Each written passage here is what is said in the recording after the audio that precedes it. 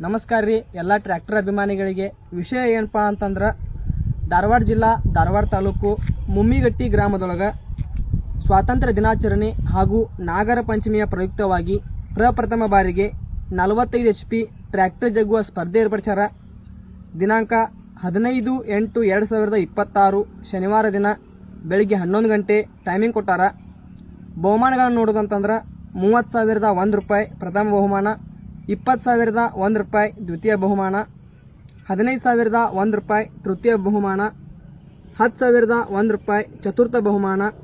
ಪ್ರವೇಶ ಫೀ ನೋಡೋದಂದ್ರೆ 2,501 ರೂಪಾಯಿ. ಟೈಮಿಂಗ್ ಮೀರಿ ಬಂದವರಿಗೆ ಪ್ರವೇಶ ಫೀಯನ್ನು ಕಮಿಟಿ ನಿರ್ಣಯ ಪ್ರಕಾರ ತಗೋತಾನೆ ಅಂತ ಹೇಳಿದ್ದಾರೆ.